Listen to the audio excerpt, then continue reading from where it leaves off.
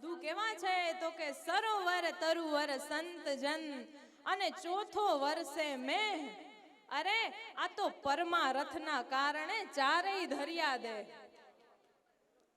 સરોવર તરુવર અને સંત જન અને ચોથો વર્ષે મેઘ, આ વરસાદ વરસે છે. આ સાધુજનો છે ને એ બધા પરમારથી જીવ છે, પોતાના માટે કાંઈ નથી.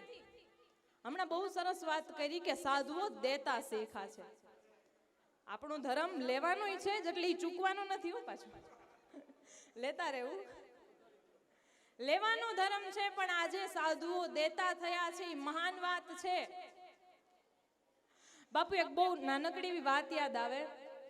એક નાનકડું એવું ગામ, અને સાધુ રોજ ભિક્ષાવૃત્તિ કરવા માટે નીકળે. એમાં એક ડેલી એ જાય અને બોલે સીતારામ, ભિક્ષા માંગવા માટે આવે. અંદરથી અવાજ આવે કોઈ નથી. તોય ઓલા સાધુ પાછા એમ બોલે સીતારામ બીજી વાર, તોય કઈ અવાજ ન આવે, કારણ કે એને દેવાની વૃત્તિ નથી હોતી. પણ એ સાધુ છે ને બાપુ, એ નક્કી કરી લે છે કે આની પાસે લઈને રહું.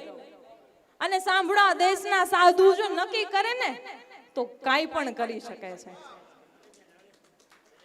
એટલે સાધુ બીજે દિવસે એનું એ પાછું દિનચર્યા કરી અને સીતારામ એમ કરી અને ડેલી પાસે ઉભા રહે છે. બીજે દિવસે પણ અવાજ આવે છે, ઘરે કોઈ નથી. છતાંય આ સાધુ કહે છે કે આને તો મારે એકવાર લેવું જ છે આના પાસેથી. આમ કરતા કરતા દિવસો વીતે છે. ત્રીજો દિવસ, ચોથો દિવસ, અને પાંચમે દિવસે પાછા એ ડેલી આવીને ઉભા રહે છે. સીતારામ, ભિક્ષાવૃત્તિ માટે આપો કઈ. એટલે પેલા બેનને સહજતાથી ગુસ્સો આવ્યો કે આટલા દિવસથી આવું છું, આ કાંઈ લેતા નથી અને પાછા મને કઈ કહેતાય નથી, તો આ વખતે હું એને કંઈક આપું. પણ એ શું આપે છે એ એક સાંભળવા જેવી વાત છે. ઘરમાંથી એક રાખનો વાટકો ભરે અને રાખનો વાટકો એમાં ઠલવે ભિક્ષાવૃત્તિમાં. તો જે બીજે ઘઉંનો લોટ આવ્યો એ બગડે કે નહીં? છતાં એમાં રાખનો લોટ. હવે સાધુને ગુસ્સો આવે કે ન આવે? આવે જ ને. પણ એ સાધુએ ગુસ્સાને રોકી લીધો અને એમ કીધું કે ભલે રાખ તો રાખ, આજા સાધુ દેતા તો શીખો છે ને, એ ઘઉંનો લોટ નથી જોતો. ભલે રાખ આપી, પણ આ સમાજનો, આ દેશનો સાધુ દેતા શીખતો હોવો જોઈએ. અને સાધુ કોણ? જો જે નોતા દેતા ને એને દેતા કર્યા, ભલે રાખ.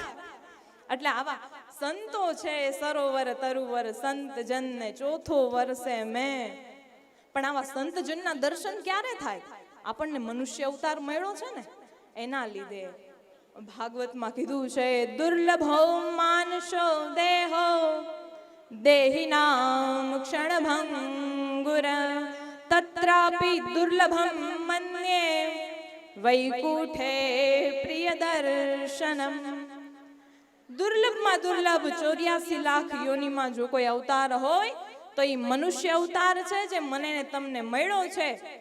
પણ હવે આપણે જોઈ રહ્યા છીએ કે આ વાતો કરીને આપણે શું કરી છીએ? મનુષ્ય અવતારને બગાડી છીએ, સાર્થક કરવો કે એને નિરર્થક કરવો, એ આપણા હાથની વાત છે. આમાં ઘણા લોકો, જો મને તો એવું લાગે આગળ છે ને એ જે સાર્થક કરે, બાકી બધા વાતો કરી અને એનો ફેરો નિરર્થક કરે છે. અરે પણ આ મનુષ્ય અવતાર મળ્યો છે, તને મળ્યો રૂડો મન ખોરે, બાંધી લેને ભવનું ભાથું, થાને રામ ભક્ત સાચો રે, ફેરો તારો સફળ થાશે, થાને કૃષ્ણ ભક્ત સાચો રે, ફેરો તારો સફળ થાશે. આ ફેરો સફળ કરવા માટે આપણે હું ને તમે આવ્યા છીએ, તો ફેરો સફળ કરો. આવું સરસ મજાનું સંતોનું સાનિધ્ય મળ્યું છે. બાપુ આપણે બધી જગ્યાએ બોલતા હોય, પણ આ એક મોકો છે કે આ મારી વાણી પવિત્ર કરવાનો આજ મને અવસર મળ્યો છે.